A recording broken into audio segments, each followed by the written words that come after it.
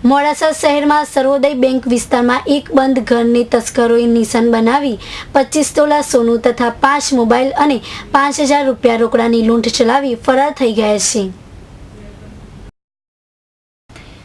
સાબરકાંઠા જિલ્લાના મોડાસા શહેરની સર્વોદય બેંક વિસ્તારમાં તસ્કરોએ હાથફેરો કરી ઘરમાંથી રૂપિયા 5000, 25 તોલા સોનું, 5 મોબાઈલ ફોન, ડિજિટલ કેમેરા 2, ડોક્યુમેન્ટની નકલ, પાસપોર્ટ સાઇઝ ફોટાની તસ્કરો લૂંટ ચલાવી ફરાર થઈ ગયા છે।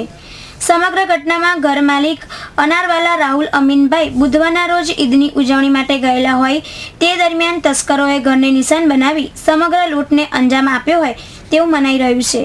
ઘર માલિકના જણાવ્યા અનુસાર ઘરના પાછળના ભાગમાં કન્સ્ટ્રક્શનનું કામ ચાલતું હોય તથા ઝૂંપડપટ્ટીના રહેવાસીઓએ લૂંટ ચલાવી હોવાની સંભાવના જણાવી હતી।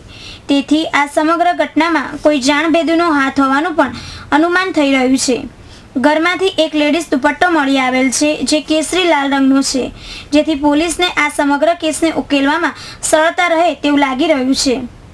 મોડાસાના ઋતુલ પ્રજાપતિ સાથે અર્ચના નાયક, સિટી ન્યૂઝ હિંમતનગર।